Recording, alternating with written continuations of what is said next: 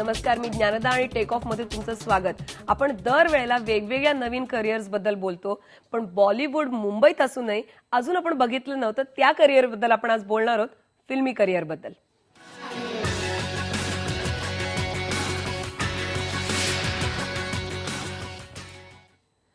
फिल्ममध्ये अभिनय, संगीत, सिनेमॅटोग्राफी आणि अशा अनेक गोष्टींनंतर महत्त्वाचं असतं ते एडिटिंग. या सगळ्या गोष्टी म्हणजे दिग्दर्शन करण्याबरोबरच इतरही सगळ्या तांत्रिक गोष्टींची माहिती असणं आवश्यक असतं. आपण बघूयात याबद्दलचा एक रिपोर्ट.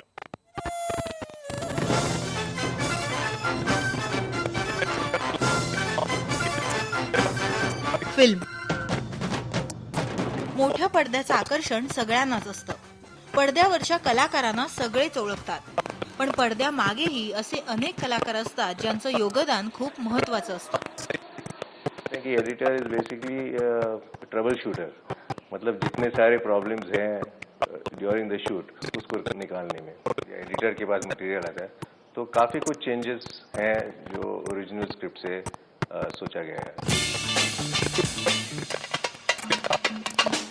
शूटिंग संपल्यावर सुरू होतं ते एडिटिंग. यात कच्च्या मालाला पक्क बनवण्याचं स्किल आहे. परसिस्टेंस और पेशेंस होना चाहिए कि बैठ के कोई देखो, सिलेक्ट करो जो ठीक लगे. हमें थोड़ा नॉलेज भी होना चाहिए कि एक्टिंग क्या है, नहीं तो हमको स्क्रीन पे देख के तो समझ में भी नहीं आएगा. जो बोलते हैं उसका शब्द, उसके जो मीनिंग है वो क्लियरली इनंसिएट, प्रोडक्ट डिक्शन वगैरह सब ठीक है.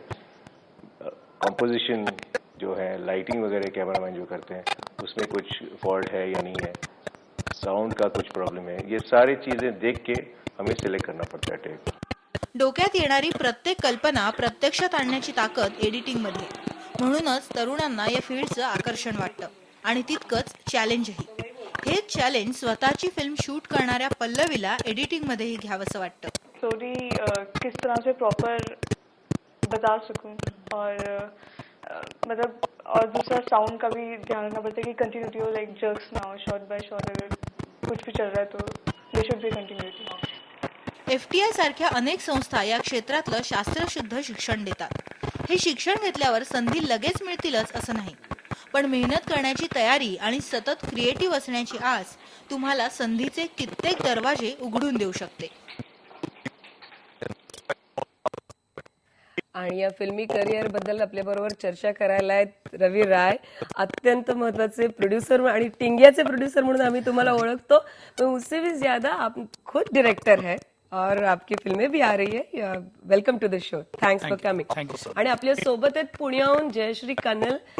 त्या स्वतः प्राध्यापक होत्या, कित्येक वर्ष त्यांनी दिग्दर्शन हा विषय शिकवलेला आहे, स्वतः फिल्म मेकर आहेत, त्यामुळे सिनेमा बनवणे आणि शिकवणे या दोन्ही बाजूंची त्यांना माहिती आहे. जयश्री कन्नल मॅडम, तुम्ही आलात त्याबद्दल अतिशय मनापासून धन्यवाद. हम आपसे शुरुआत करते हैं. ये हमने देखा है एडिटिंग इम्पोर्टेंट है, लोग एडिटिंग सीखते हैं, लेकिन प्रोडक्शन कोई सीखता नहीं है, प्रोड्यूसर होते हैं. आप आपके एक्सपीरियंस के साथ बताइए हमें कि कौन प्रोड्यूसर बन सकता है और आपकी ये प्रोडक्शन टिंगिया का स्पेशली सिलेक्शन करने के बारे में आपकी प्रोसेस क्या थी? देखिए, सबसे पहले तो मैं ये बताना चाहूँगा कि मैं प्रोड्यूसर क्यों बना. हाँ. कि जब मैं टेलीविजन में आया, हाँ. और मैंने पहले दूसरे प्रोड्यूसर्स के अंडर भी काम किया और एज ए डायरेक्टर कई बार ऐसा होता था, कुछ डिसीजंस लेनी होती थी कि मुझे शायद शूटिंग कैंसिल करनी पड़े क्योंकि सेट अच्छा नहीं लग रहा है या कपड़े अच्छे नहीं लग रहे हैं, या पर अगर प्रोड्यूसर कोई दूसरा होता था तो मुझे लगता था कि नुकसान हो जाएगा, वो क्या फील करेगा. So the only reason that I became a producer was कि मैं अच्छा प्रोडक्ट बना सकूं. अगर शूटिंग मुझे कैंसिल करनी पड़े तो मैं कर सकता हूं, मेरी जवाबदारी किसी के लिए नहीं होनी चाहिए. कंप्लीट ओनरशिप जो प्रोग्राम ओनरशिप, और वो ओनरशिप जो थी, मैं प्रोड्यूसर इस वजह से नहीं बना क्योंकि मुझे पैसा बनाना है, मैं प्रोड्यूसर इस वजह से बना क्योंकि मुझे अच्छा प्रोडक्ट बाहर निकालना है और मेरी एंसरेबिलिटी किसी को नहीं होनी चाहिए. So that is artistic freedom के लिए, आर्टिस्टिक फ्रीडम के लिए, बिल्कुल 100% आर्टिस्टिक फ्रीडम के लिए और क्रिएटिव फ्रीडम के लिए. और वही क्रिएटिव फ्रीडम और आर्टिस्टिक फ्रीडम आपको मीलों मील लंबा ले जाता है.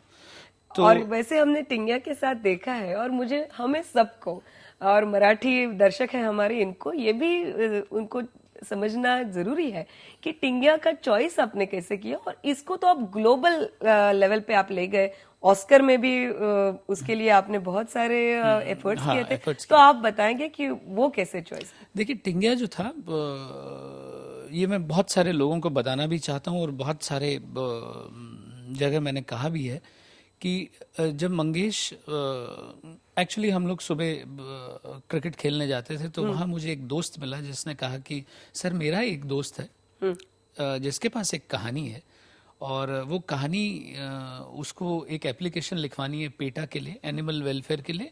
उसकी कहानी में जानवर हैं और उसे इंग्लिश नहीं आती, सर आप उसे एक इंग्लिश में एप्लीकेशन लिख देंगे? तो मैंने कहा उससे कल ले आना घर मेरे।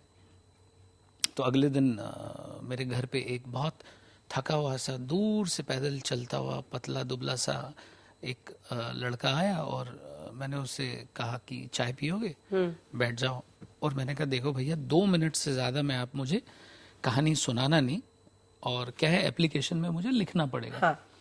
और मैंने मन में ये तय कर लिया था कि मैं अपने ऑफिस में बोलूंगा कि ये एप्लीकेशन इसकी जहां तक पहुंचानी है पहुंचा दो, ऑफिस का एड्रेस दे दो, हेल्प हिम आउट एक। पर उसने जब 2 मिनट में मुझको कहानी सुनाई और मैंने कलम नीचे रखा और मैंने कहा कि भैया ये कहानी जो है ये प्रोड्यूस कौन कर रहा है? हाँ। तो उसने कहा सर 42 प्रोड्यूसर्स मना कर चुके हैं। तो मैंने कहा कि तुम्हें कोई आपत्ति है कि अगर मैं ये फिल्म बनाऊं? तो उसे लगा मैं 43rd हूं। तो वो रात को गया, उसने इंटरनेट पे जाके पता लगाया कि रवि राय कौन है और मैंने उससे पूछ लिया था तुम्हारे पास बाउंड स्क्रिप्ट है? उसने कहा था कि रेडी है। तो मैं कहा कल सुना सकते हो? बोला सुनाऊंगा। अगले दिन सुबह वो 300 पेज की बाउंड स्क्रिप्ट, अगले दिन। हाँ। ये मैं कन्वे करना चाहता हूँ बहुत सारे यंगस्टर्स को कि टिंगिया उसके पास बाउंड स्क्रिप्ट रेडी थी जिसपे उसने 1-1.5 साल काम किया था। उसका वो ड्रीम था, वो ड्रीम उस आदमी का था, मंगेश हडावले का ड्रीम था, जो गांव से 2 साल पहले बंबई आया था सत्यजीत रे और माजिद मजीदी के सपने लेके। सिर्फ सपने नहीं थे, वो 300 काम किया था। और ये सब दर्शकों को जानना जरूरी है। हम फिल्म करियर की बात कर रहे हैं, डायरेक्टर होने की बात कर रहे हैं, लेकिन स्क्रिप्ट जो सबसे अहम चीज है, उसने उस पे 1.5 साल तक कोई प्रोड्यूसर नहीं, कोई होप नहीं, कोई आश्वासन नहीं, फिर भी उसका काम जारी था। और दूसरी चीज देखिए, कोई होप नहीं, आश्वासन नहीं, तो समझ में आती है 42 प्रोड्यूसर्स मना कर देना। हाँ। वो हर बार आपकी हिम्मत टूटती है, फिर आप जुटाते हो, फिर हिम्मत टूटती है, फिर आप जुटाते हो। और बम्बई शहर जो है वो बहुत आसान नहीं है। वहाँ बिना रोजगार, बिना आमदनी के रहना आसान नहीं है। उस लड़के ने यहाँ पे तो माजिद मजीदी और सत्यजीत रे के सपने लेके कुछ नहीं होता, उस पे काम करना पड़ता है। हम इसी बात को लेके हम कनल मॅडम के पास जाते हैं। कनल मॅडम, तुम्ही स्वतः अनेक वर्ष दिग्दर्शन शिकवलेलं आहे, अनेकांना वाटतं की मैं डायरेक्टर बनना चाहता हूँ, मला डिरेक्शन करायचंय, तुम्ही त्यांना शिकवता, तुम्ही काय सांगू शकाल त्याबद्दल?